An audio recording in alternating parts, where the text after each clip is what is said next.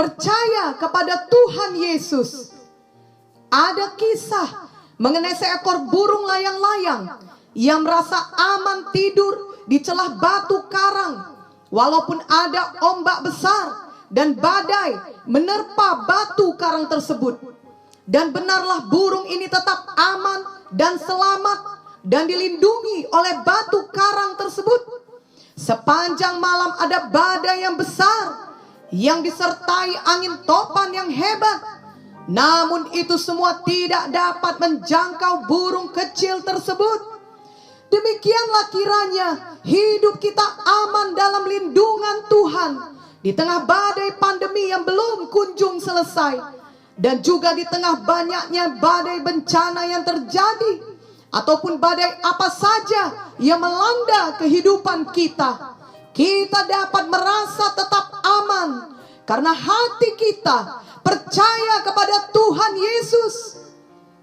Mungkin banyak orang berkata bahwa keadaan pandemi ini dapat bertambah buruk. Ada pula yang masih tidak percaya akan keberadaan virus COVID dan tidak memperdulikan protokol kesehatan. Para ahli di berbagai bidang mempunyai pendapatnya masing-masing, dan ada yang memprediksikan dibutuhkan waktu lama bagi keadaan kita untuk dapat pulih kembali. Biarlah semua kabar-kabar tersebut tidak menggentarkan hati kita, karena bagi kita anak-anak Tuhan, apa yang dikatakan firman-lah yang harus kita simpan dalam hati kita, dan kita percayai, dan kita ikuti. Apapun kabar dan situasi yang terjadi di sekeliling kita, marilah kita tetap percaya kepada Tuhan Yesus, sehingga kita dapat tetap merasa aman seperti kisah burung layang-layang tadi. Dan memanglah pada kenyataannya kita benar-benar aman, sebab Tuhan Yesus senantiasa melindungi kita. Mazmur 91 ayat 1-4 berkata, orang yang duduk dalam lindungan yang maha tinggi dan bermalam dalam naungan yang maha kuasa akan berkata kepada Tuhan, tempat perlindunganku dan kubu pertahananku, Allahku yang kupercayai. Sungguh dialah yang akan melepaskan engkau dari jerat penangkap burung, dari penyakit sampar yang busuk. Dengan kepaknya ia akan menudungi engkau, di bawah sayapnya engkau akan berlindung. Kesetiaannya ialah perisai dan pagar tembok. Firman Tuhan dalam Roma 8 ayat 28 juga telah mengajari kita bahwa Tuhan turut bekerja dalam segala sesuatu untuk mendatangkan kebaikan bagi kita yang mengasihinya. Marilah kita tetap percaya kepada Tuhan Yesus dan kepada firman-Nya yang tidak berubah. Amin.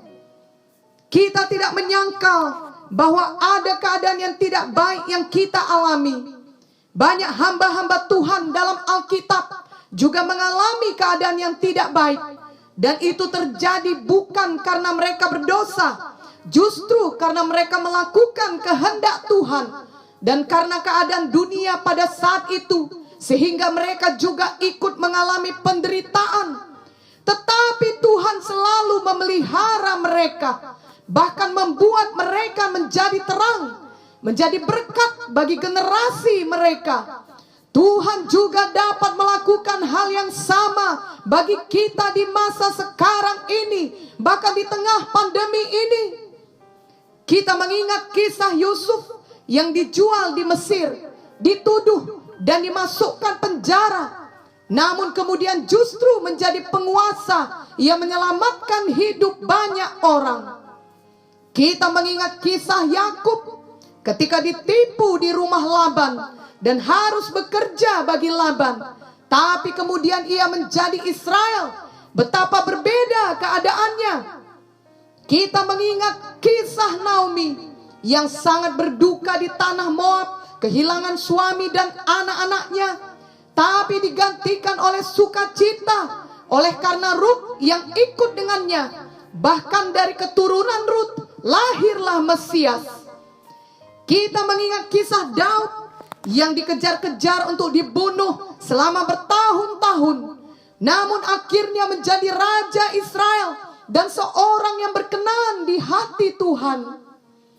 Kita mengingat kisah Yunus di perut ikan, namun akhirnya menjadi pengkhotbah firman yang menyelamatkan banyak jiwa.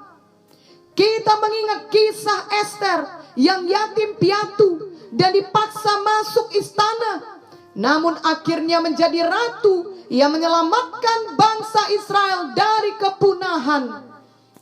Kita mengingat Daniel yang dibuang ke Babel, namun akhirnya menjadi pembesar dan menuliskan banyak penglihatan untuk masa yang akan datang. Kita mengingat Paulus yang harus dipenjara oleh karena Injil, namun justru menghasilkan banyak tulisan yang memberkati sampai generasi saat ini. Kita mengingat Yohanes yang dibuang di Pulau Patmos dan ia menulis buku Wahyu.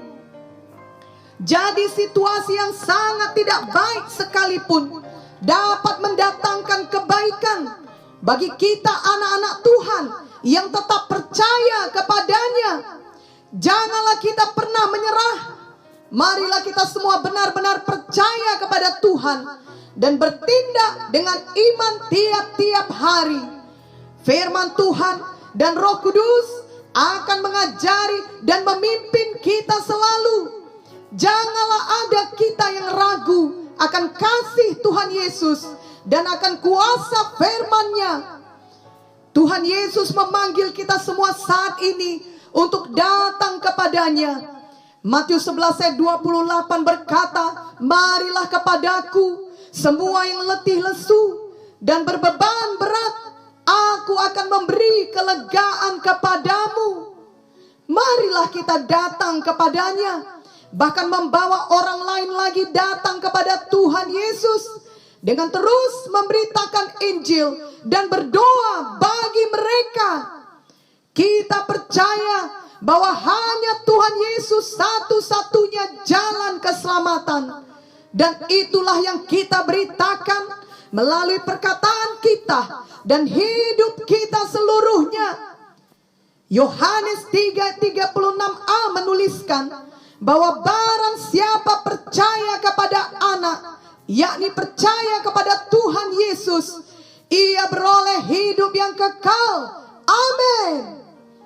Jadi inilah yang harus tetap kita kerjakan dalam menanti kedatangan Tuhan kedua kali.